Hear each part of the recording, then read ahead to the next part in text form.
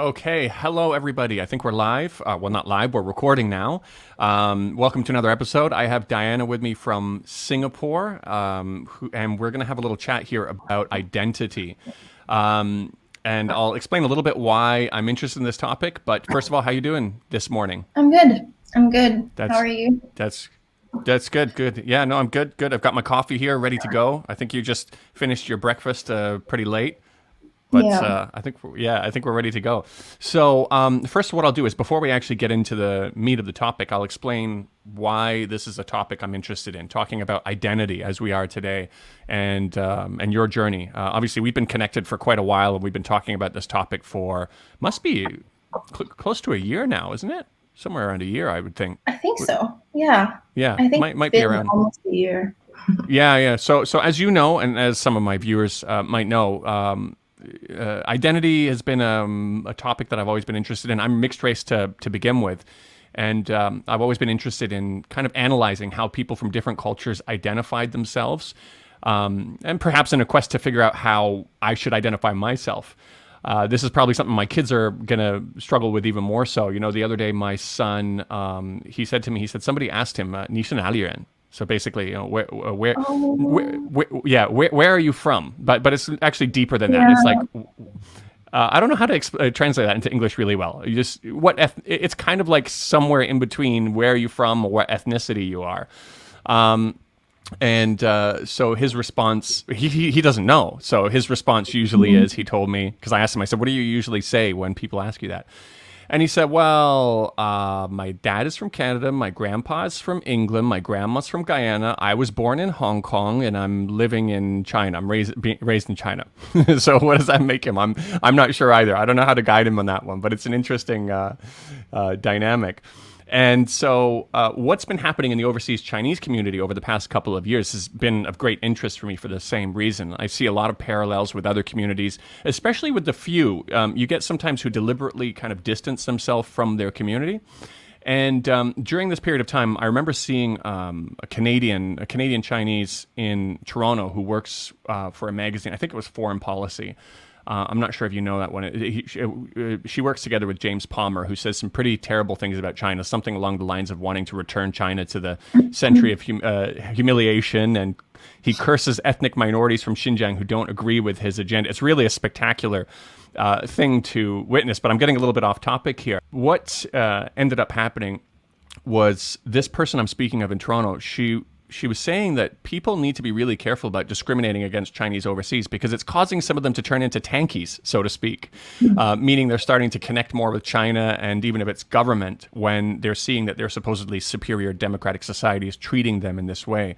And I'm paraphrasing here, but what was ironic was she was part of the problem. She was one of the people pumping out these ridiculously shallow kind of hit pieces on China. And although people often like to say, well, we hate the Chinese government, not the Chinese people, it certainly didn't seem to play out that way if you look at the increased racist attacks on overseas Chinese or even people who look Chinese. But onto my main point, I don't believe these people turned into tankies, so to speak, if we want to use this word, this superficial word, because people were being kind of artificially pushed towards that direction. I think what was happening to them acted as a catalyst to re-examine China in its entirety, and the government included. And I think, well, at least I found from the people I've interacted with, a lot of people were kind of surprised at what they found after doing this. So I hope to talk a little bit more about this idea of identity perception, what kinds of changes you've experienced in terms of how you look at the transformation in mindsets over the last couple of years. But first of all, let's start out with something a little bit more light and start just basically with you introducing yourself, where you live, and then we'll get into a little bit of these deeper topics later on. Sure. All right. So I'm Diana. I am currently back in Singapore. I've moved back here officially in September, but I've been here since mid-March, I think, last year. I just remember very clearly the week I flew back. So I was And living, where were you flying back from? yeah, I was living in the UK for the last 8 years, in London for about 6 of them, and then yeah, and then I remember the week I flew back, I was like, when Boris was announcing herd immunity, and I was like, yeah, so I was there for boarding school, so A levels and university. and then I've stayed on to work in the tech industry. And yeah, I'm still working in the tech industry now. Right, right. Okay. And so you were born in Singapore, or you moved there as Mm-hmm. a child? Yeah. Okay. So you were born Yeah, there. so born Um, in Singapore.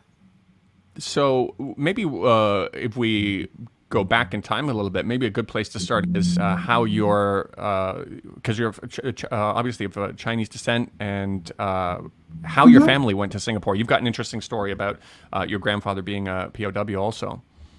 Yeah, so actually, I think my grandparents and my parents have lived very, very adventurous lives. So, okay, so I think I'm either a second or third generation Singaporean. My Mhm. mom's side is from Hong Kong, and they moved here, I think, either just before or just after she was born. Mhm. Um, so my grandparents on my mom's side were very Cantonese, very, very Hong Kong, and also very particular type of Hong Kong, and with a very particular social network in Hong Kong. And so I used to go there a lot growing up, and even before the pandemic. Yeah, my mom went. Actually, I was supposed to go with her, but then my dad and I did a different trip to go skiing instead. But my dad's side is Hokkien. Well, we know he's Hokkien, but Mhm. and my Yeah. dad says he's from Swatao, Shantou, um, and but which isn't in Hokkien. Like it's not in Fujian. So yeah, but he was a coolie. So their family ended up in Malaysia as coolies, and then my great grandfather. It wasn't actually my grandfather. It was my great grandfather on my dad's mom side, who was a Mhm. POW. So he was actually serving in during the Japanese occupation in Singapore, and he got killed. So by the Japanese. So yeah, it's quite interesting because but he was actually really interesting. He was I think he from Tianjin in Guangdong, so he's Cantonese. So I have like three-quarters Cantonese. Even though here we still take on the father's side of your what's it your Fangyan. So Mhm. we're Hokkien technically, but I Okay. don't know much about Hokkien. Actually, I only know how to swear in that. But yeah, so my parents, That's usually when you know a few words in a language. Usually those are the some of the curse words. yeah. But to be fair, a lot of Singaporeans here know how to swear in some a bit of Hokkien because there's a huge Hokkien community here. So my grandfather has a very, very interesting story about how he came to Singapore, and he literally said it was like he was like walking into the Tiantang, so the heaven in Chinese. He said walking into Singapore from the, I think it was the Causeway Bridge or the bridge from Malaya. So that at that time it was still Malaya.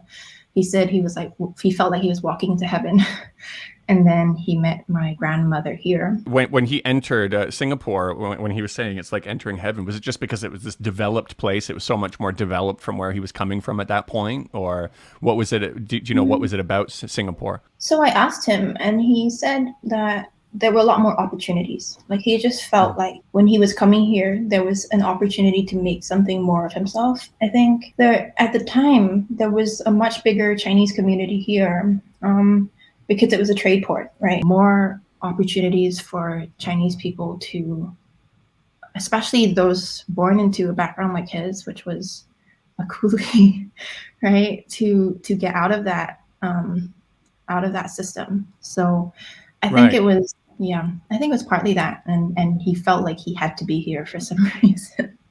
Right. Yeah. Yeah. Now, I'm curious because so you have kind of two different backgrounds. Is there how are the sizes of the community in Singapore in terms of the Cantonese community or the Hokkien community? Are there a lot of people in both of those communities there? Definitely the Hokkien community is bigger. I unfortunately was raised in more of an English environment, so I'm only now sort of reconnecting with a lot of that. Yeah, I would say Cantonese is slightly smaller, but there's a lot of like Hokkien. I think there's definitely also Teochew and Hakka, Hainanese. We have a lot of Southern Chinese. I guess, well, they're not actually ethnic groups. They're more like dialect groups, I guess. Hmm. So yeah, and I mean because the differences are so there are a lot of differences. Sometimes it can feel like you're talking to a slightly different group, but overall, like the largest amounts of Chinese here are mostly from southern China. So those would be like where the trade ports are, where the ships were near. So, Yeah, so what languages did you grow up with then? So English primarily, and Mhm. also were Mandarin. you and Mandarin? Okay, all right. Well, It's- so English mostly, and then mhm. Mandarin, like kind of like when I was conversing with my grandparents on my dad's side, and then I would pick up some Cantonese because my parents would speak to their parents in Cantonese, even though they never thought they never taught us that properly. But yeah, so I pick up some Cantonese and can sort of navigate my way a little bit, but I'm not very fluent. So when you were growing up at that point, when you were younger, was identity something you were actively thinking about at that point, or it's not something that really you started deeply thinking about until later on? So yes, I was constantly thinking about identity. I think I was very different from a lot of people in that way, in the sense of like I think growing up I never really felt like I was Chinese. I didn't really Hmm. know, like I also really wanted to be like French, Japanese. It was very specific, but also I think quite common here to sort of idealize different cultures, especially like if you are English educated. I was also like very sort of aware of I think different races in Singapore, and that like there was just something about the structure of things in Singapore like that felt quite engineered to me. So I was yeah. So I think a lot of Singaporeans actually have questions around identity. I think because we Hmm. are like a very diasporic nation anyway. So does it manifest itself in a way? I mean, I guess there's not one answer for everybody, but does the society try to? A lot of people in society try to align themselves more as positioning themselves as Westerners, um, or is it kind of a mixed bag where some people really identify? You know, how do you? And then for you specifically, was your Chinese identity at any point when you were struggling with identity a point of self consciousness, or like how does it all play out for you, and then for a wider society? If society goes through a similar thing, or as I said, it's probably different for everybody. But I think I was definitely very conscious of the fact that I was in an overwhelmingly Chinese community. Like, well, I'm not really good, so I'm not actually really good at Singlish. It's really fun. It's really weird. So people, maybe that's another reason why people thought I was foreign. So I would get like asked, "Oh, where are you from?" Or "你是哪里人?" yeah, Yeah, yeah, the and reason I'm asking about that is because I mean I mm, guess it's different in Singapore, but I remember in Canada seeing different peoples from different communities where there are some people who are really proud of their heritage, even if it was only their parents who were from mhm, a certain country, and they would make an effort to kind of hang out with those groups and those crowds. And then there was another group where they deliberately tried to kind of shun that part of their identity. And I think that's maybe an easier thing to happen in some of the places that I grew up, which are pretty much all white towns. When you see the odd person who's, mhm. maybe somebody else who's also, from the West Indies or something like that, that they try to be as white as possible. I don't know how better to word it.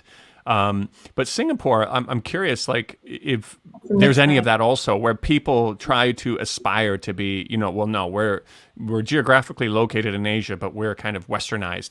Because I feel, and being a little bit more familiar with Hong Kong, I feel like there's a bit of that in Hong Kong, where people try to distinguish themselves from the mainland, even Yeah, to the point where they're xenophobic towards mainlanders. So how does that play out in Singapore? I think it's definitely a mixed bag here. So Hmm. one of the great things I love about Singapore is the fact that it is a mixed bag because you kind of get to you kind of be can kind of experience different personalities. So Hmm.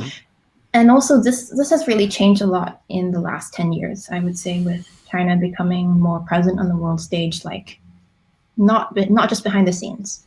So so I would say that in terms of this, like if for the more English educated ones, they are. a lot of them are are very proud of being Chinese descent, but not of the new China right now, right? So it's quite complicated because they will want to like preserve a lot of traditions we have, but a lot of these are southern traditions, so like New Year's, Chinese New Year, the Lohe, and then we would have like the Lantern Festival. We have a lot of these like more traditional Chinese festivals, and the English educated people will be super proud of that. They will probably, if they're having a wedding, they'll probably have um, a church wedding as well as like a Chinese dress. Even if they don't necessarily do like a full ceremony, they'll do a tea ceremony maybe. And then at the same time, like a lot of them anyway that I know have a perception that we're somehow better than China because we're democratic. Even though for me, I think of it like we are a specific type of democracy that should change in my opinion. But yeah, like that doesn't mean that another country isn't democratic. So there's a lot of I think also a lot of them are like glad that they left China because they survived. So a lot of this is that sort of maybe it's poverty trauma, like it manifests as a more like a, and here we call it gyasu or gyasi, which is like afraid to lose or afraid to die mentality. So I think as far as I'm aware, like in the English educated, it's a lot stronger, like, but it's very complicated because I would say it's more tolerable for me than some of the people I've been exposed to in Hong Kong, and that circle. But it's still like, oh, we're different sort of vibe. In the But Chinese some of them, Hmm? yeah. Sorry, no. Just because before I forget, to your initial point is that some of them are proud of their Chinese heritage, but kind of in a way where it's a China that they believe doesn't exist anymore, and they've kind of distanced themselves from modern Yes. China. Yeah, and then changing now that, because you were saying also that China's becoming more powerful? Is there a pride behind that? Because it makes me think of. Something that somebody sent me a message actually yesterday on Twitter, a Hong Konger. He said to me, he said, the best way to describe pro-China and anti-China is that the anti-China crowd in Hong Kong, they're happy when they see China suffering. When the coronavirus started and stuff like that, they're happy with that. And they're upset when they see them succeeding. And whereas that's the anti-China crowd, and the pro-China crowd, they're happy to see China succeed. I think a lot of people in Hong Kong also, a lot of people have changed their mind. Obviously, the protests have changed a lot of people's minds because a lot of people couldn't speak up. Me and you, we followed the Hong Kong protests very closely, and you understand that point.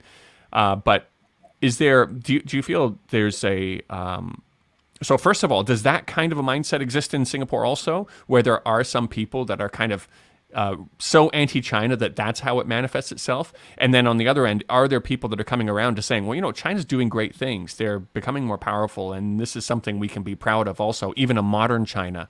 You know what I mean? Like, how is it? Is there any change happening? And I guess another thing you can talk about also is how and if any anti-China propaganda plays into this. If a lot of it is getting into Singapore, because that's a big piece in Hong Kong. I mean, it's rampant even in the school systems, in their liberal arts studies. I think you've seen some of the things that I've posted before. But yeah, maybe you can talk about that if there's a transition. Yes. Okay. Let me try and think of. So I just fired a bunch of stuff at you. There's maybe too much at once, but you go ahead and. No, it's good. It's good. I have a lot coming up too, so I'm just trying to think of where to start, because it's a very interesting and layered question. I think, in general, I would say people here are not as polarized, actually. So, a large majority that I've seen, especially since I've come back. So here's the thing. I'm still sort of reintegrating back into Asia and Singapore. So I may actually still be quite fresh to this, but maybe that's also a good thing because I have a bit more of a fresh perspective. I'm not sure, but there are probably other Singaporeans who know more than I do on this. But from what I've seen, in large part, a lot of Singapore and Singaporeans are more. they're not as emotionally concerned, I think, about China in the sense that they're not super pro or super anti.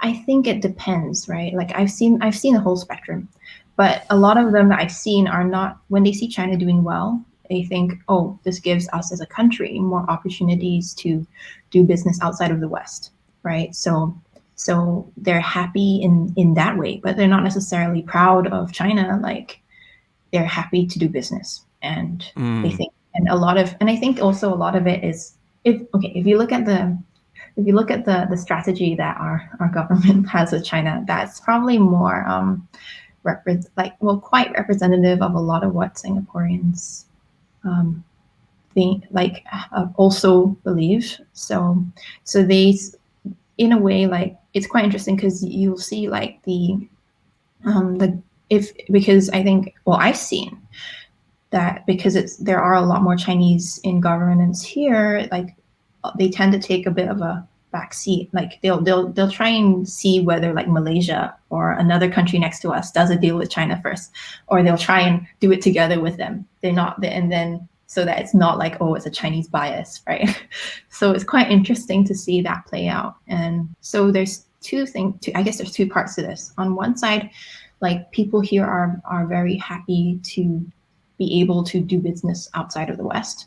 That's a huge deal, I think, for a lot of Singaporeans, because I think a lot of us know that feeling of what it means to be a second-class citizen in the West, and are grateful to have a third alternative. I guess if you think back in time, like the alternative, the choices were to stay in China, where it was really struggling with imperialism and poverty and all of that, or to go to the West, or to come here, right? So they're kind of in that middle place. And then the other part to this is that a lot of, I guess, the more English speaking people will have access to the news around like human rights issues in China. So there's a lot of there's a lot of debate about that. There's a lot of younger, I think, people who are more concerned with social issues.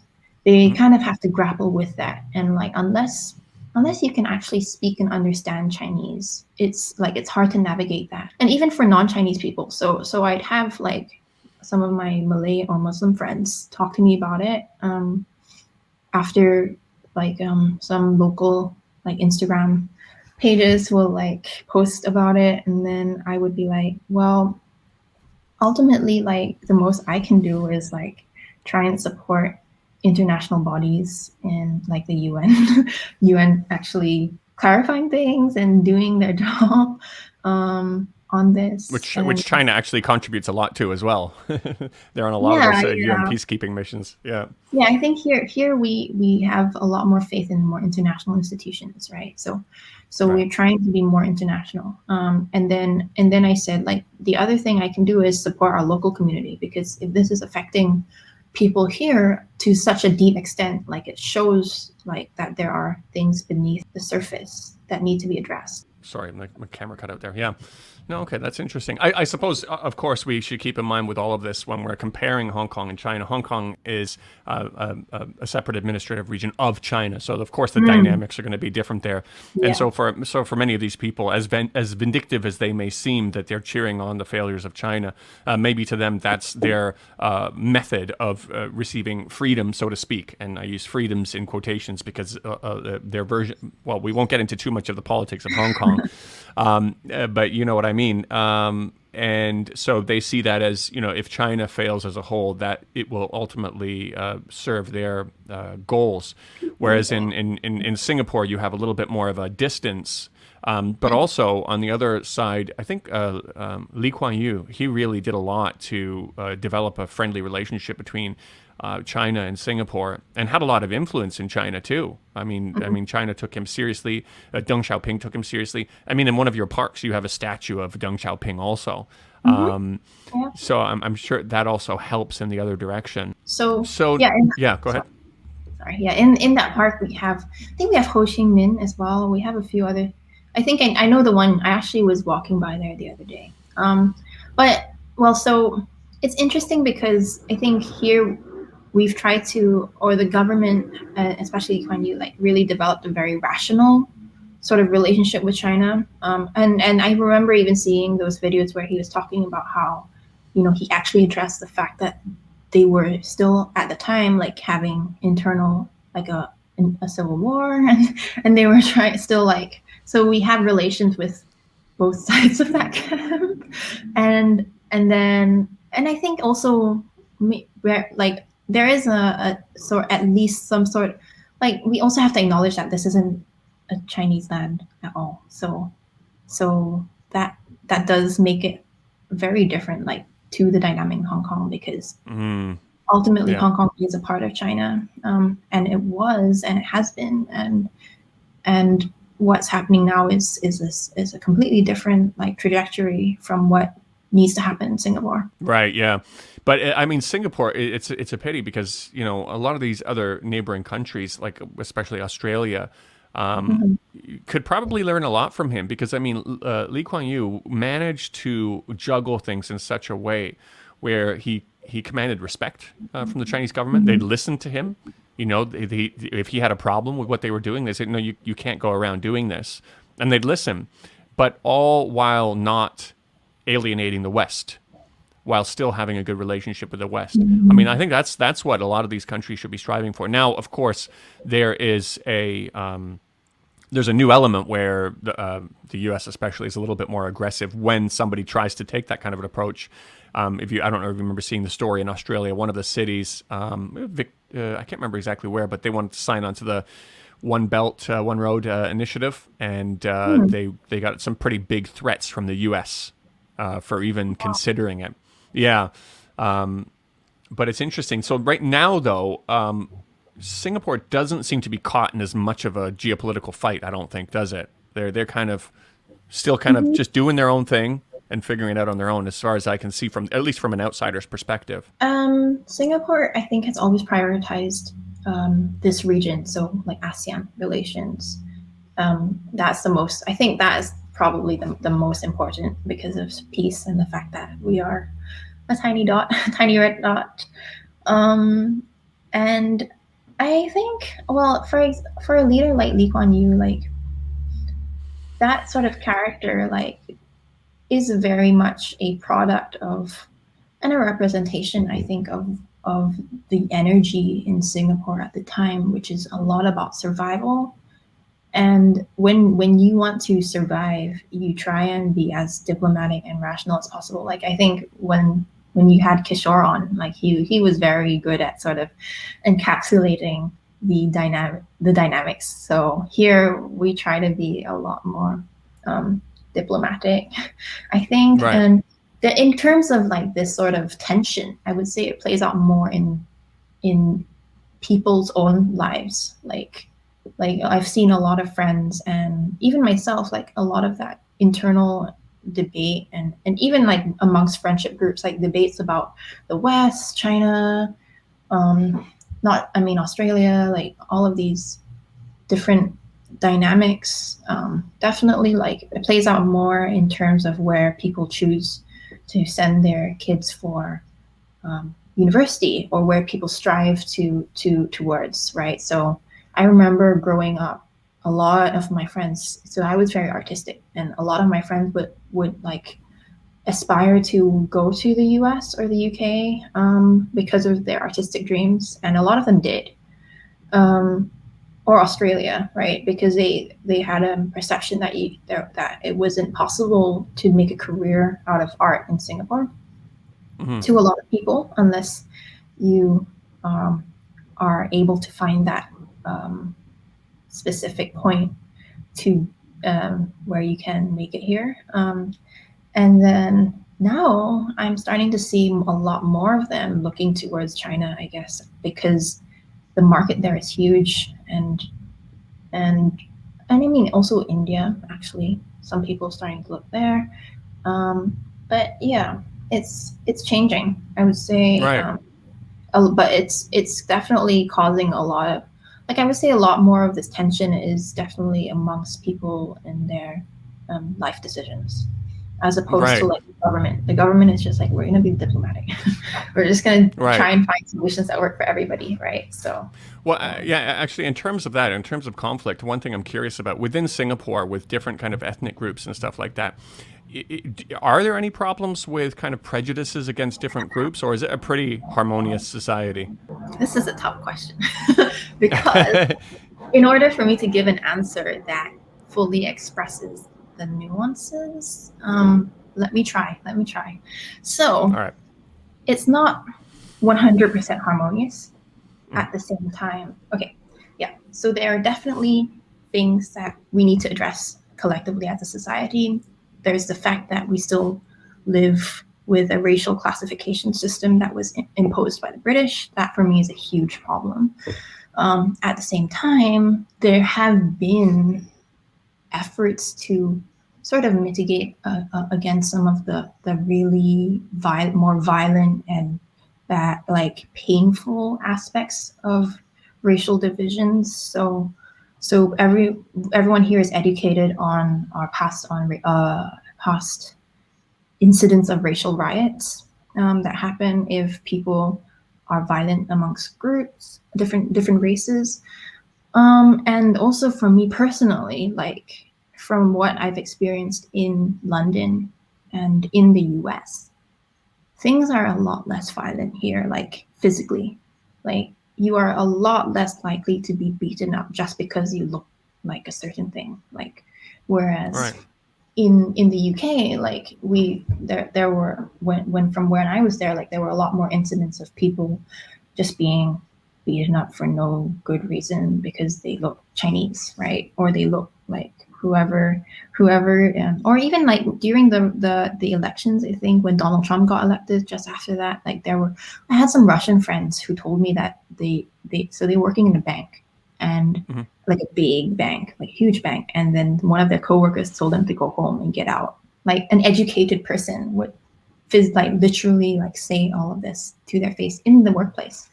But at the same time, in Singapore, I would say there are a lot of issues that we still need to address. Like we shouldn't be holding ourselves to the standards of the West when we're addressing this. And so I would say like that you cannot really fully run away from it. And one of the biggest things that we have yet to address is I mean, from my perspective, the fact that like the British essentially kind of stole this land. Like, well, technically they had a treaty with I'm blanking on the name of is it a Temengong? Oh no. Okay, I'm blanking on the specific names in history, but they had Okay. a treaty with a couple of the leaders here in the time, like the royalty. And then they kind of reneged on that. Or one of the new people who came to administrate Singapore reneged on that and said, like, actually, you owe us money. So, and they made them like pay them back for all of these gifts that the British were giving them for to be able to use the port by giving them Singapore. So, so we have never reconciled with that, and then now we have like a huge Chinese majority, um, which is yeah, which has a lot of issues that are like so you have some you have a lot of Chinese people who are very conservative and afraid of addressing these issues. And then you have on the other spectrum, you have people addressing these issues really vocally. And and then there's issues of safety when addressing that. So in our last election, we had a lady from a minority race running for one of the positions, and then someone called the police on her on some Facebook post she wrote that where she said, I think we need to address some of these issues. And then she named like certain privileges that I definitely experienced some of these privileges. Being of the majority that has held power, a lot of power since Singapore's independence. So then it was quite complicated. Yeah. So then it became a thing. And then, I mean, just the fact that it could happen, like about a post that from like years ago, and people within the government, as far as I know, have said worse things. Like I mean, it's a sign that there are still issues here. Under the So surface, yeah. yeah. under the surface. Yeah. In the beginning, you earlier on, you said something about a racial classification system that was implemented by the British. Are you familiar with that? Can you tell me a little bit more about what that was, generally speaking? Okay, so so if I mean, I was going to take out my IC, but that's not a good idea. So on our identification cards and our passports, we all have a race. Like everyone has a race section, right? So we have Chinese, Malay, Indian, and other. Those are the four categories. As far as I'm not sure if that's changed because I've lived abroad for a while, but as far as I'm aware, that's the four categories. And then when we were, I think when we were still a colony, I'm thinking back to my social studies textbook, where we were segregated into different parts of Singapore by the British. So there would be like a Chinese section, a Malay section, a European section, and then an Indian section. And nowadays we call them like Little India, Chinatown, and then I think after we started getting independence, or towards around that period, like the tension started getting really bad, and then there were race riots, and then I'm not sure whether these. So I think these four categories were chosen around independence, but they were very largely inspired by the way the British classified us, which is by country, really, or the countries that they had in the English names homelands of of our the. countries. Okay. Yeah, English names of our countries in a way, or their perceptions of it, right? Because so I have a friend who has some Javanese ancestry, and she's not. Her family are like migrated here, but she's classified as Malay because we're, I guess, part of the Malay Peninsula. So, but she also knows she's not the same as an indigenous Malay. So there's like these like different nuances that aren't captured. So is it also a matter of like everybody has that in their passport, and if you fit somewhere outside on the fringes somewhere, they're going to stuff you into one of these categories? Like you have to have this written up. Yeah. That's If you're mixed race, I think you choose one. really wow. That's interesting. But that's I wonder what that Or does you to put kind other. of identity So, as well. So there's definitely issues. It seems to be manifesting itself in a far less violent way than other places you're talking about in the U.S. and in the U.K.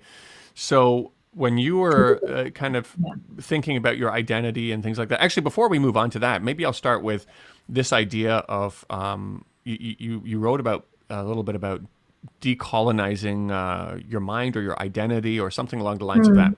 Can you tell me what your kind of concept is with this idea? Okay. So I was doing, I think, as I was living in the UK, a lot of, well, okay, no, this goes back way before that. So you know how earlier I mentioned like never really feeling like I fit in here, and then like not knowing what it meant to be Chinese, all of these things. So I had all of these questions, and at the time when I was young, I was very much conditioned to aspire to the West. Like I think also because so my Hong Kong side had a very strong sort of influence on my upbringing, and in terms of the perceptions that we had, the goals that we had. So yeah, so when I was in the UK, I think for the first 2 to 3 years, I was very much aspiring to stay there. I was very like working towards, or I pushed myself to get the best visa that I thought was possible. So that was a talent visa, which um, which I overworked myself for throughout university. I thought, like I needed to be there in order to like actually fulfill some of my ambitions and goals and my dreams. And then I think along the way, so yeah, so in my first year of university, I had a really big wake up call. But as I was there, like things were starting to make sense to me. So the first couple of years I was there, I just felt even more alienated, I think, than I had ever been in Singapore. And also started feeling like I was being treated like a second class citizen. And no matter how much money I made for the economy, I would always be second class in some way. I would always have to pay more. I would always be kind of treated as foreign, despite coming from an ex-colony or being of this British educated or British derived education in Singapore. So then I had then in the first year of university, I had a big wake up call when I actually experienced violent, like racial violence. And then I had to like process it for a few years. And then finally, A physical attack. I was physically attacked. And also like I had friends with me that from my perspective, I feel like I was the trigger for the situation, and they also ended up taking a lot of the hit. So I had like guilt from that too, and had to realize that it was not my fault. All these things that I didn't. Yeah, it was a huge wake up call, and also like in a way, I felt like the pieces were starting to click. When I was growing up here, I felt like why everything is so engineered, and I just didn't understand why I was so uncomfortable. And then like I think through going to the UK and experiencing the remains of the British Empire and how Singapore was so connected and inspired by specific structures in the UK, like I started to understand like why I had all these conflicting feelings growing up. And then as I was healing, I stumbled upon some really interesting psychotherapists and mental wellness healers based in the US who were talking about decolonizing your soul. They were talking about reclaiming your space and your spirit.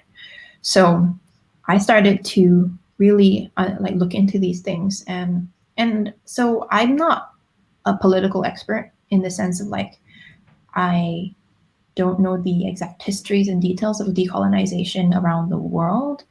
And interestingly, I actually remember Lee Kuan Yew saying that he thought decolonization was impossible. However, I think the approach I have is a different take to it, in the sense of like, if you think of colonization as the act of another country, another culture, another power, like controlling and sort of managing the way you live your life, and also you still can't, and also having that history of having come from people who were colonized.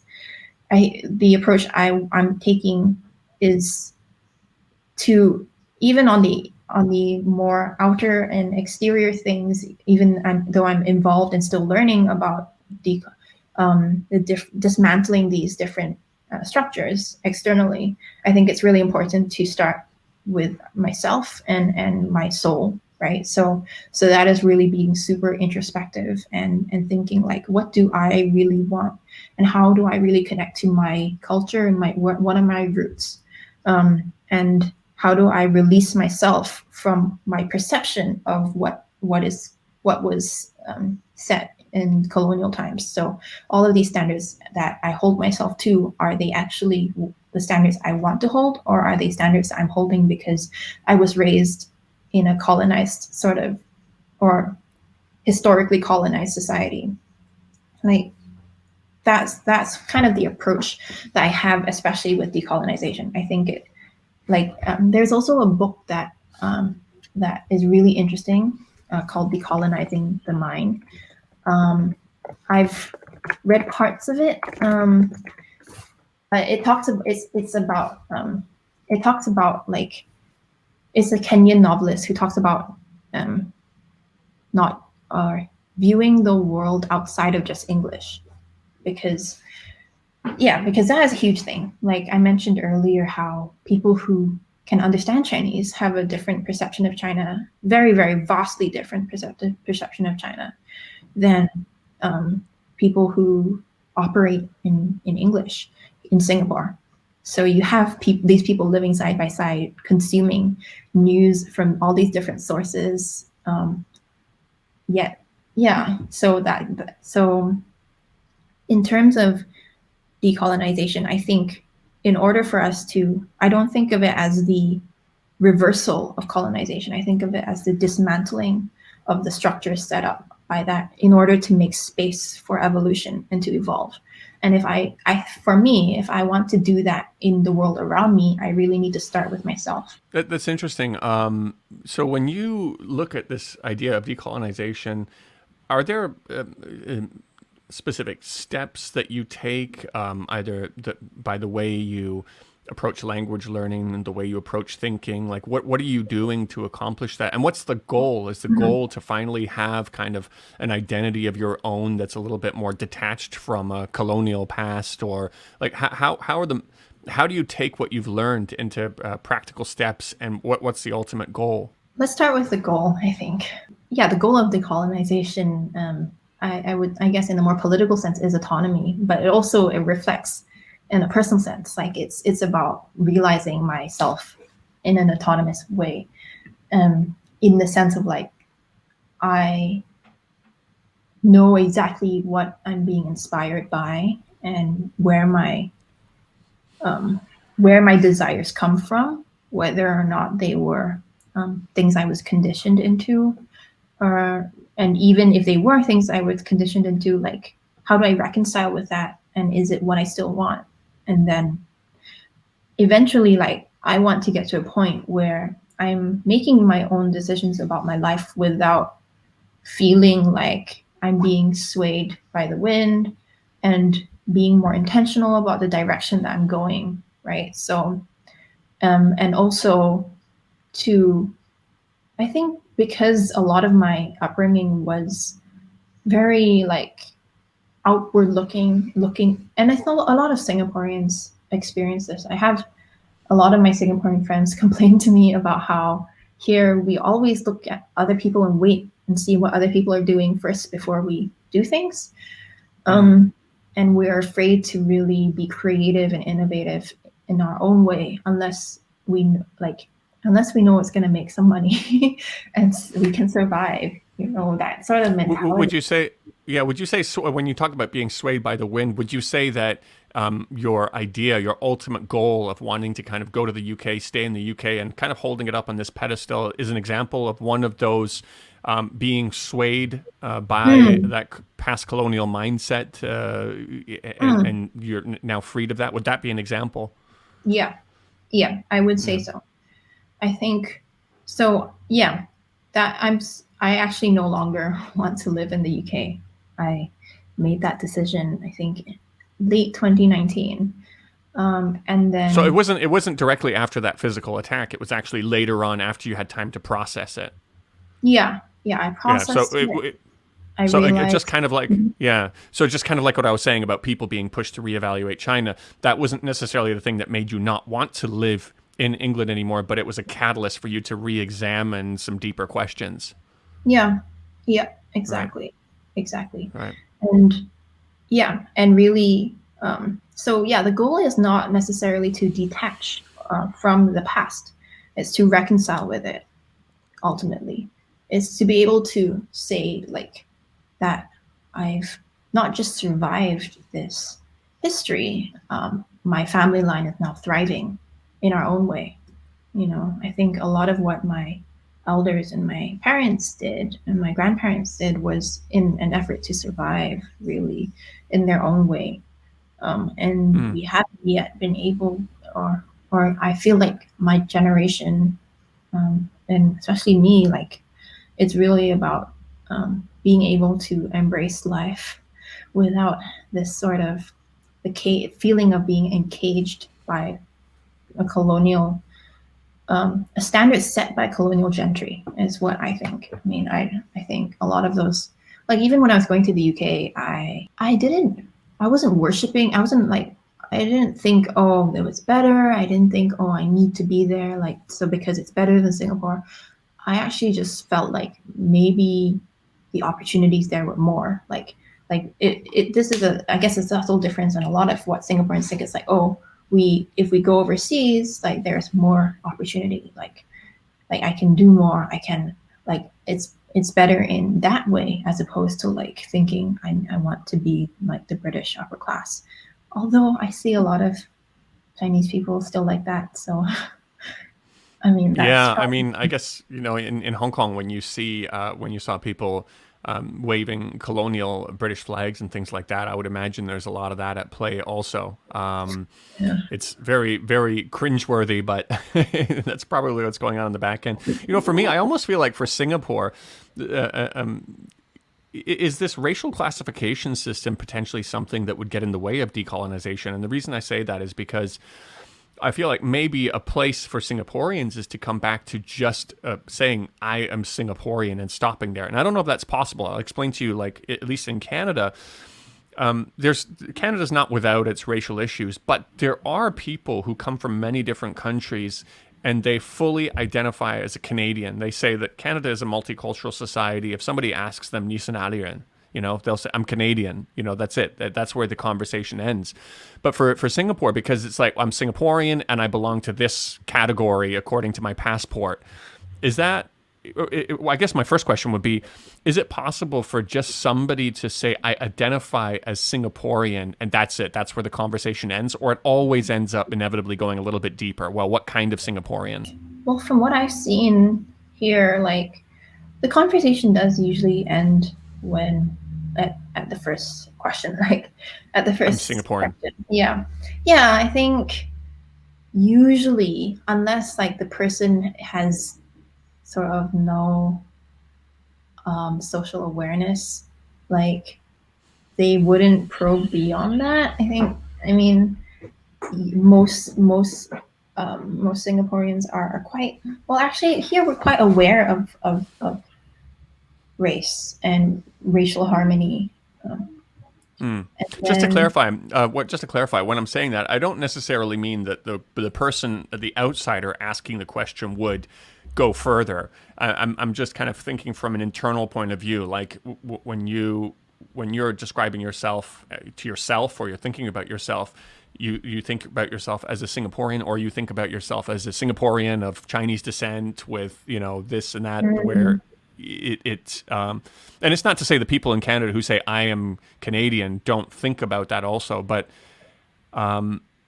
is there really a strong Singaporean identity, self-identity, that doesn't require the person to really necessarily overthink the secondary or third layers underneath it? Do you know what I mean? I'm not sure if you yeah, understand the way I'm. Yeah. okay, yeah, I know what you mean. Yes and no.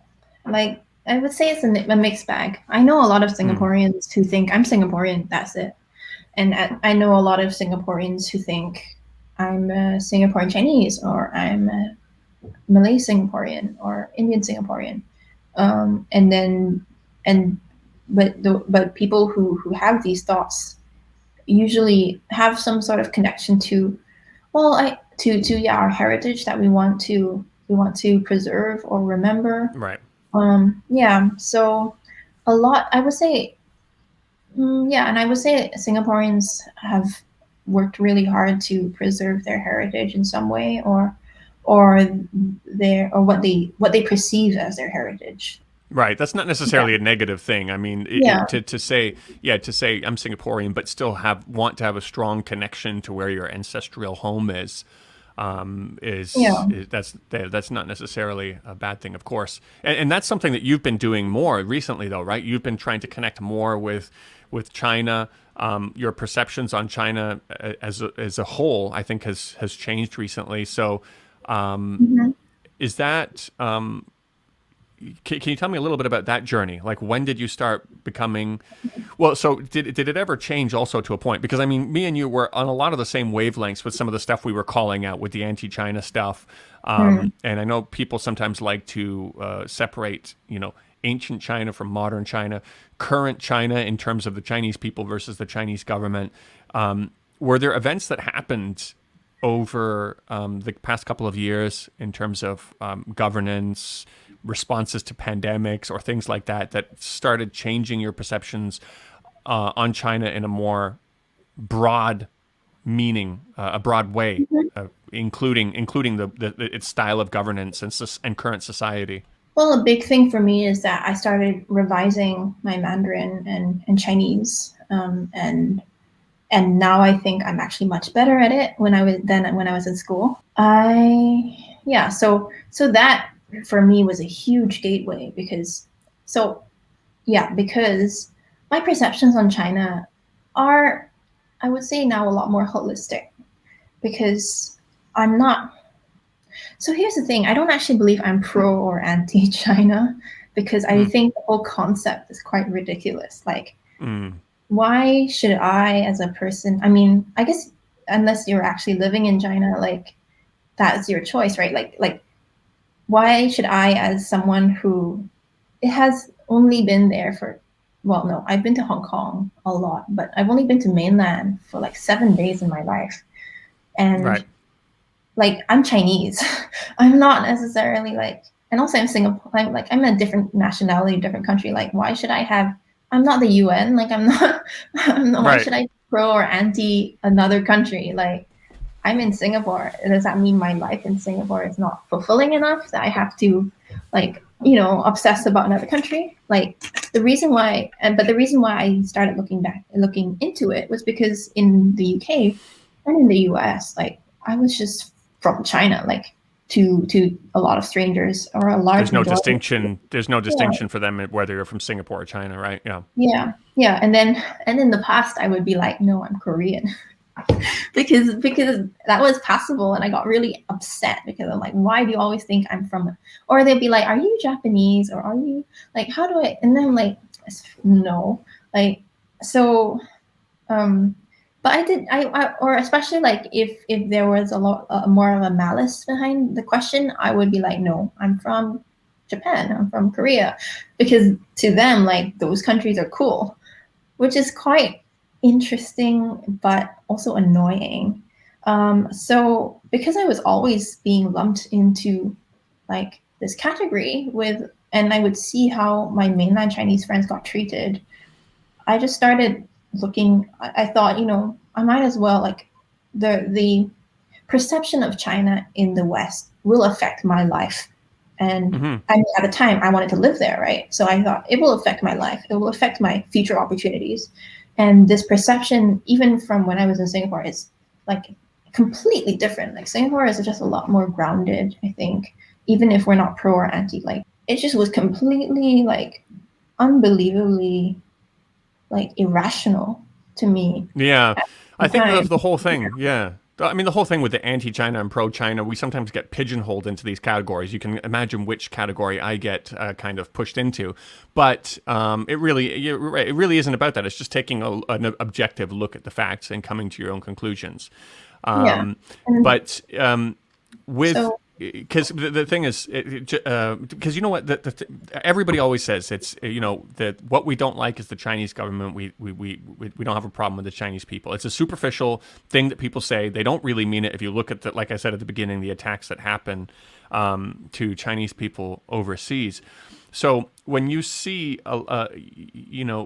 did you go through? And I think that's especially apparent when you said that you wanted to not identify with China because not necessarily not identify with China, but rather identify with Japan or Korea because those places were seen as cool. Have you gone through a process where you're seeing China in a different way, including the way it's governed, where perhaps you'd be less likely to do that and you'd be more proud to say, even if somebody mistook you as mainland Chinese, and if you were giving them a snarky remark, that would be the one you choose. You say, yeah, I'm Chinese. And not even, is that something that's more likely now that you've kind of looked at things with a more open mind? Yeah. So definitely. Okay. So yes, definitely things have changed a lot for me. Interestingly, I get mistaken for mainland Chinese now in Singapore. So 3 or 4 years ago, or even before I left for the UK, I would get mistaken for Korean. Like, I would have some Singaporean Chinese guy talking to me at a club in Korean, and I'd be like, I'm from here. and then recently, I think since coming back, like, people would just start speaking to me in Mandarin. And then I'm doing Chinese dance classes now. And then one of the classes I attended, this lady asked me, 你是中国哪里人? Which part of China are you from? And then I was like, is this a good thing or a bad thing? I'm doing a Chinese dance class now. I said maybe it's a good thing. And she kept insisting like, oh, it's a compliment because you have that style about you, and I'm like, okay, I Well, guess that's kind of interesting. Like, so it's this didn't happen interesting. before, but as soon after you started becoming a little bit more open-minded about mainland China, then all of a sudden people in Singapore start mistaking you as mainland Chinese. Yeah, it's quite funny. Not all of them, but a large Yeah. proportion. And yeah, and so I think, well, for me, the events that really triggered it were, I think, the media and film that I was able to see. So my sister recommended me this show called Eternal Love. So it's called 三生三世十里桃花. Oh, dude, it's so good. Is it? Yeah, yeah. So it's I think it's what a few years ago, quite a few years ago now. It has Yang Mi and Mark Chow. Mark Chow is Taiwanese. Oh yeah, and he's so good looking, and like he plays this amazing like they either like it's like a lot of Chinese mythology. It's 仙侠, so it's like a mythology drama about these um two gods, god and goddess who reincarnate and like evolve over three lives, and how they find how they make it through this three lives in three worlds. So and how they make it through all these different trials together. And the cast is really interesting. So that show started because it just really resonated with me on a deep level, and it embodied a lot of very traditional and I would say quite ancient Chinese tradition, like Chinese concepts, and was from mainland China. So when I saw that show, I was like, I didn't read. I thought from what I heard, like mainland China, and like the typical excuse of the Cultural Revolution wiping everything out, right? Like as if people were not able to preserve Mm. things they wanted to, like um, and that whole period is actually a lot more complex. Yeah, so I was like, what? This is unexpected. And then the stuff I was looking into on decolonizing your soul, like the healers I was following, a lot of them were of the African diaspora. So they were connecting with their heritage and their spirituality and African sort of roots. And actually they encouraged me to go and look into my Chinese roots, like what is it about being Chinese, like and sort of come to terms with that. So then I had a really strong sort of calling towards Chinese tea, which makes sense since I'm from, or my ancestors were some involved in the tea region and the tea, or from the tea region and the tea trade somehow involved in that. So I Do you have started, do you have a favorite kind of tea? oh yeah, I love Which, the Fenghuang Danchong. So oh, the, danchuan. Okay. Yeah, yeah, yeah. A lot of people in Guangdong, yeah, they drink the danchuan. It's yeah. very popular here. Yeah. Yeah, the Phoenix shrubbery or something. Yeah, that one I Nice. love that. Yeah. And yeah, That's interesting. I mean, it's like I guess it depends on the rabbit hole you go down, and there's a lot of anti-China stuff out there right now. It's really ramping up. So I'd imagine maybe if somebody went down that rabbit hole, it would go in the opposite direction. So perhaps, based on your experience, the best way to counter that is to make Chinese dramas and put really handsome guys in there, and then all of a sudden, it's like, all right, okay, well, okay, so no, so the drama, because so actually I love the, like it's gufeng, right? So it's ancient. It's ancient. It's not ancient. It's like traditional Chinese, classical Chinese stuff, and yeah, I really love that stuff. So for me, that was a route back into Chinese heritage because I started learning Chinese dance. So because I've been doing dance for a long time, so I started learning Chinese dance. I started dancing to Chinese music, and like the art and the culture and the media like that. And I guess tea culture is also part of that, right? Like yeah, like kung fu cha, and like I love the whole process of it. So like that whole process brought me back into more of my roots, and then hmm the more political stuff, like I'm actually like quite, I want to understand all the different perspectives, right? So I don't read a lot of and anti-China like propaganda stuff. Like I don't think we have the Epoch Times here, thank God. But we Yeah. don't do that sort of thing like vehemently But extreme. I think, yeah, I think I remember. I think I remember you, if I remember correctly, on Twitter when you were posting some of your realizations about some of the stuff that was just total BS. I think you got some backlash from some people who were saying for kind of not being enough on the anti-China bandwagon. I think it might have even been the same person I was talking about in Toronto, because right now these people, the Western media, they love to prop up Chinese voices as long as they're saying the things that they want them to say. And when you, like you said, you're not necessarily pro or anti-China, but when you want to call a spade and say this is BS, it seems like I think I remember you were getting a lot of pushback for that, which might have further even been a thing for you to say, well, what the heck is going on here? Yeah. At the time. So I think that's kind of why I started like distancing myself from a lot of Twitter, because I just needed to process a lot of it. Like at the time, I think I was getting like, oh, I know who you're talking about. I think I didn't know she was from Toronto. I didn't realize she was from Toronto. Yeah, But, she has a cartoon picture for her profile picture, right? Yeah. That was intense. Yeah, she is quite, when she goes after somebody.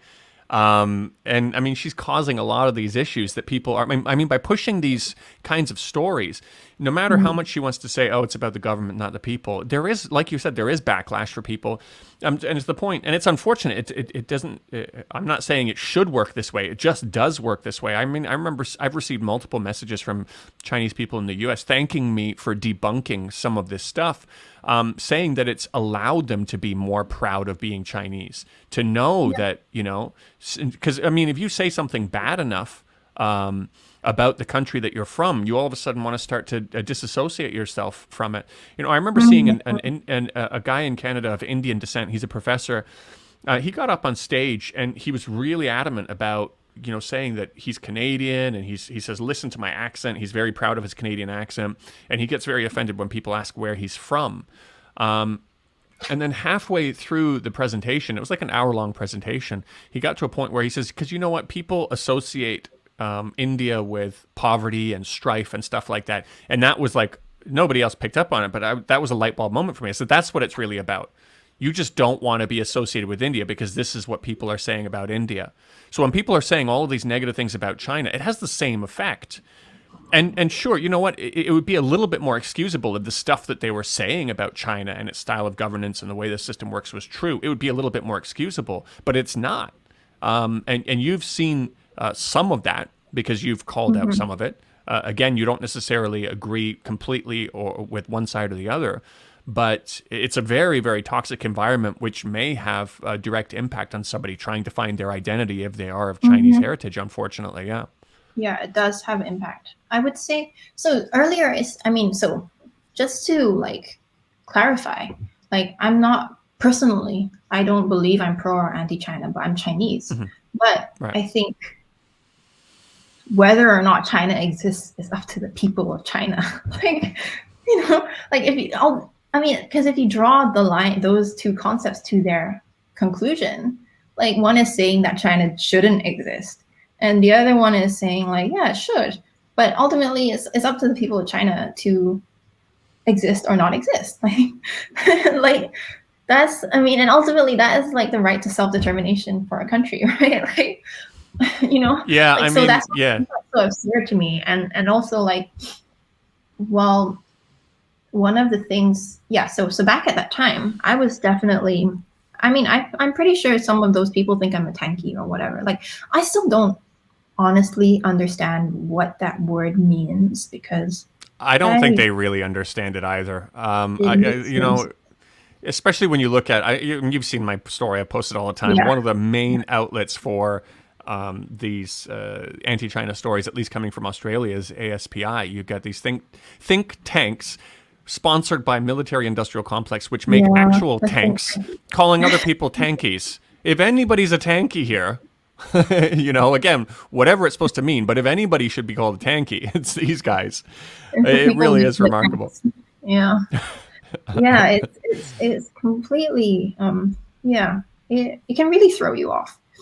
So yeah, so I at the time I luckily had some really close friends who were like, look, Diana, like we I think you should take a break from Twitter. And then I realized, you know, like, yeah, I need to ground myself. And ultimately who I am is up to me. Like, and there is nothing wrong with the fact that my ancestry is from China. And like there yeah, there like China's and Chinese as a language, entire culture, entire civilization is too complex and too nuanced and too beautiful to be reduced in English. Like you got so as long as I'm secure with that, I actually got to a point where I had to do a lot of journaling where I wrote like as a Chinese person, I am allowed to exist. My ancestors and my ancestry can never actually be fully stolen. I had to do this sort of journaling and reprogramming. I had to like write down all of the negative beliefs I was holding about myself, about China, about Chinese people, about being Singaporean Chinese, about like all of these things. I just wrote them all out and then I reprogrammed myself because I was like, actually, this is ridiculous. Like Yeah. Well, yeah, I think you're taking a more a better approach at being proud of being Chinese, because whether you no matter what you think about modern Chinese society and how it runs, that should be the way you look at it. You know, just say China as a whole. I mean, what China is now is just a small piece of that. Ancient Chinese history, the culture, the tea, all of these things you're learning about. And I'm going to be proud of being Chinese based on these things.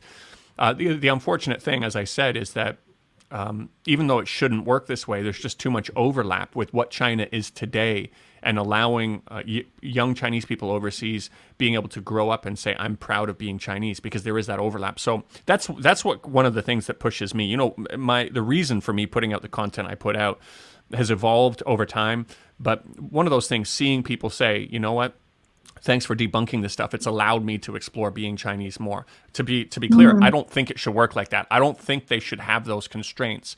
But while I'm seeing this stuff, and while I'm seeing how fake it is, how over exaggerated it is, I feel like it's a valuable thing to do to debunk this stuff. While we are constrained with the fact that some people can't escape having to take a side on modern day China before they become proud of who they are. So I think your approach, though, is better, where it's like, I'm not necessarily anti-China or pro-China, but it doesn't really matter either way. I'm still going to be proud of being Chinese. I hope that more people can do that. Yeah. And to add to that, I'm happy for Chinese people. I'm happy for the people of China who, like a decade or two or three ago, were living in much worse conditions than they are now. Like, I'm happy for them, and they should be proud of that. Like, you know, like your country has come so far. Like, and also from the impressions and the state that I know my grandparents and elders had of China at the time, like this is a vast improvement. Like no, like any sort of don't be limited by English. Like the Yeah. English media, don't be limited by the English world. Like yeah, and I mean I yeah, in the sense like so I'm very interested in all the different perspectives of this, like of Chinese issues. So yeah, the reason why I think I'm more than just pro or anti-China is because I'm interested in how like Hong Kong and Taiwanese people who speak Chinese think about China, right? And those people have a lot more nuanced discussions, like and also yeah about China, about how it should be run, you know, like and how or how whether or not they identify as Chinese, like, and a lot of them actually do identify as Chinese. And they're a lot more interesting to me. Like I feel like it's a new book that I haven't read yet, you know, those sorts of perspectives. And even in Chinese, in the mainland, like there's a whole vast sea of opinions about China. Like, Yeah. Yeah, right? I mean, you get a lot Yeah. of. I mean, like I said, you get a lot of propaganda too. But that is an interesting aspect too. I mean, I remember Denise Ho, a Canadian Hong Konger. Before she was banned in China, she was waving the Chinese flag and saying, "我们都是中国人, we're all Chinese." And then later, after she joined the likes of Joshua Wong and Nathan Law, she was on stage saying, "We are not Chinese, we are not British, we are Hong Kongers." So it's interesting to see that dynamic too, and how it only happened after she didn't have access to the mainland market anymore.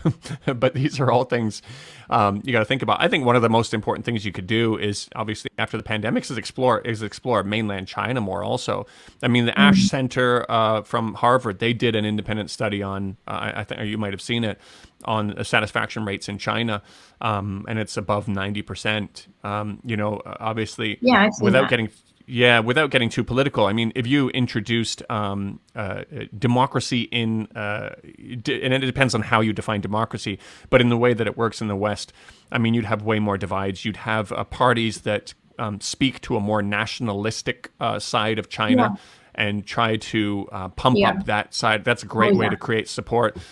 Get people who grew up on TV shows showing the Japanese killing Chinese to all of a sudden Oh, say yeah. we need revenge or something. China would be a very, very dangerous place with that Yeah. system. Yeah.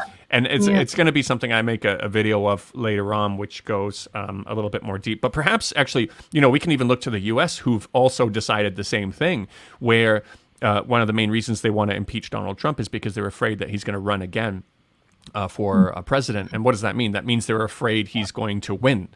And what does that mean? They're afraid that their highly polarized, highly nationalistic people can't be trusted with him as an option. I mean, it kind of doesn't necessarily fully validate a China critic, this argument to a China critic, but you start to see it's not so cut and dry. But I mean, again, onto my main point. Is that something you plan on doing? Is after the pandemic and stuff like that, exploring mainland China a bit more? Yeah, yeah. So I've been really, really, really wanting to go to Beijing. Like I've been having like this feeling like I need to go there for the last year. So yeah, I'm just waiting. I really want to go to Beijing. Like I think because like also like I want to see more of this classical dance and classical history and culture that I have been learning and exposed to and yeah and okay, so that was one of the big things for me. It's like if China was it's completely different from what it used to be, why is it that most of my teachers that I've been able to access have come from the mainland? Like, huh? That was one of the biggest like realizations. I was like, yo, something is up here, And then, yeah, so I definitely want to go. And also Yeah. my mom's mom was from Beijing, so that's like Oh, a right. Yeah. I mean, for art, Chongqing is, I at least know in Chongqing, they have one of the biggest kind of art schools in China. Kind of, oh yeah. yeah. I think both for dance and for painting and all this stuff, there's a lot of cultural stuff going on there. But Sichuan in general, for this kind of, traditional Chinese culture and things like that, would be an And interesting place pandas. to go. Yeah, and you'd have to stop by Shenzhen also. Can't forget that. Yes, yes, I probably will because I work in tech, right? So yeah, Yeah, I'm yeah. interested in This is that a place. industry too. Yeah, Yeah. this is a place to be. So, I mean, wrapping this up, we've gone on for quite a while, but it's been a really interesting conversation. But so, what is next for you? So, we know that you want to travel and explore China. Do you think that Singapore is going to be your home base? What are the next steps in terms of you continuing this decolonization project, so to speak? And what are your hopes for the future? Okay. Okay. Yes. So I have a lot of things going on in that sense. The first one is, well, the company I'm working on, which is my tech company. So it's called Suvera. We're in the healthcare industry and we're building healthcare technology. And well, with with and through this company, like I really want to be able to redefine the standards that we hold ourselves to when we're building technology.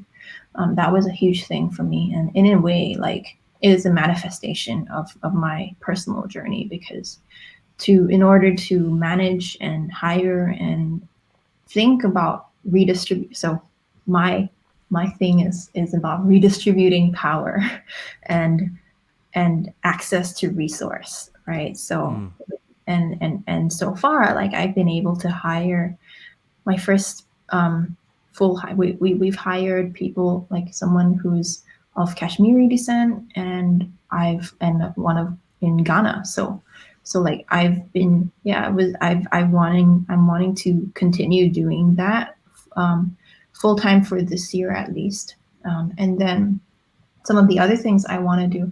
So growing up, I think, yeah, so the biggest reason why I really wanted to live in the UK was because I wanted to become an actress.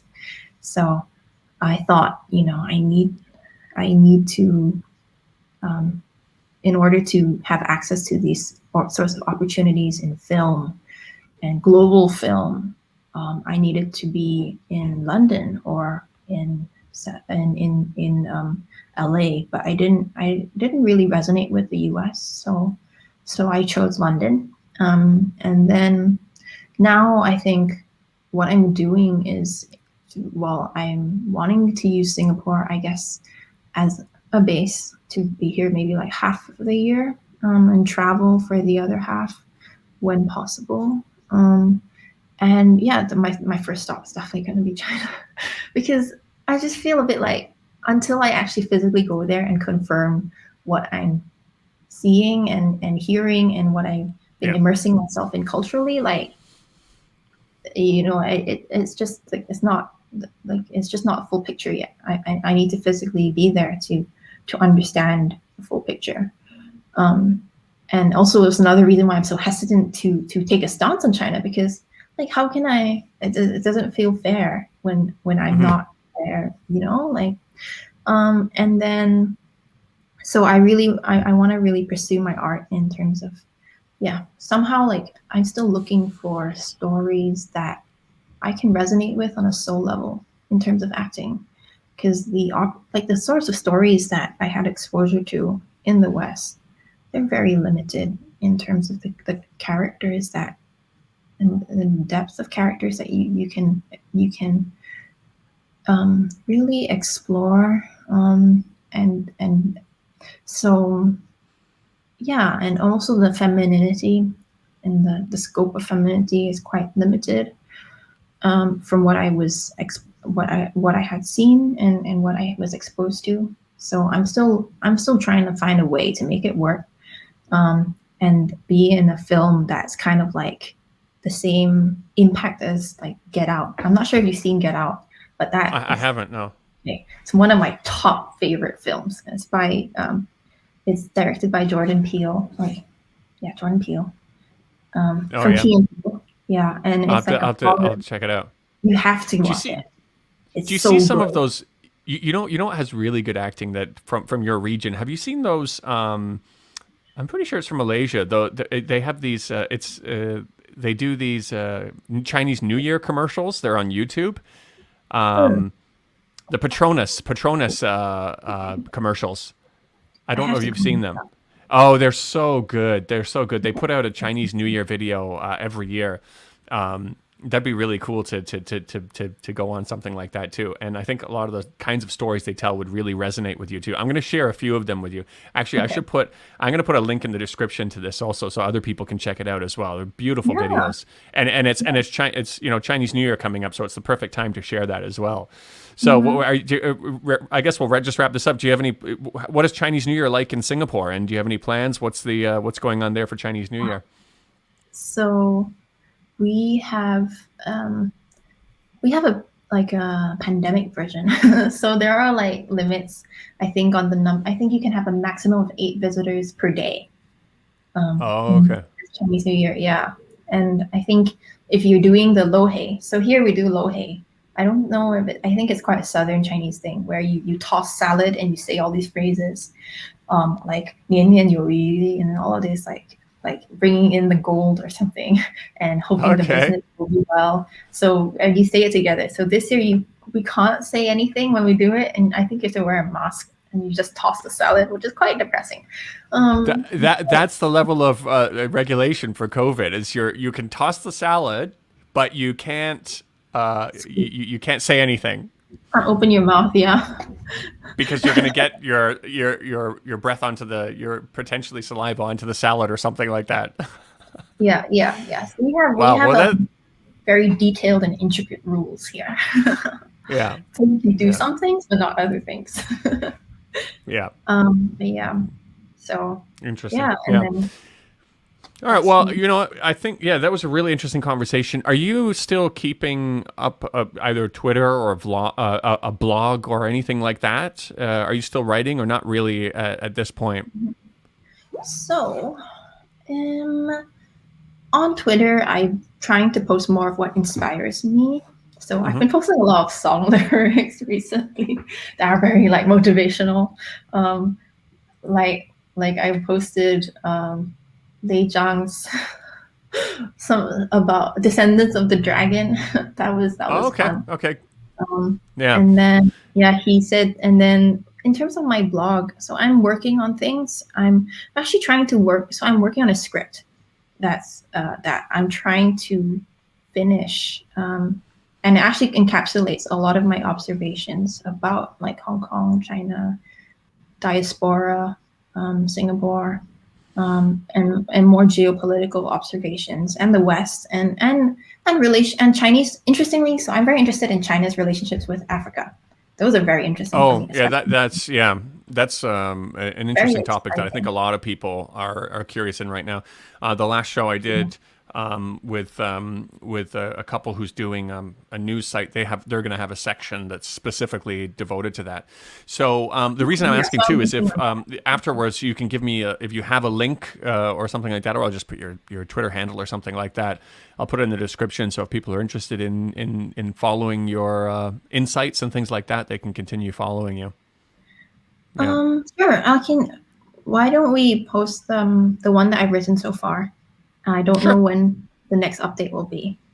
Okay. Yeah. Sorry, Sure. I You're talking about the one you sent me where you were partway through it. It's kind of in like a draft. no the one I wrote last year Oh, about okay. Okay. Yeah. And then people will know where to follow you anyway. So yeah. All right. Well, let's wrap this up here, and we'll continue to be in touch anyways. But it's been really great talking to you. Thanks for joining us today. Thanks, Daniel. Yeah. All right. Sorry I'll if I talk to was you soon. rambling a bit, but Oh, yeah, no, no, no. It was good. It was really good. But anyways, we'll continue chatting after this. We'll end this stream for I now. will do. All Yeah. right. Bye.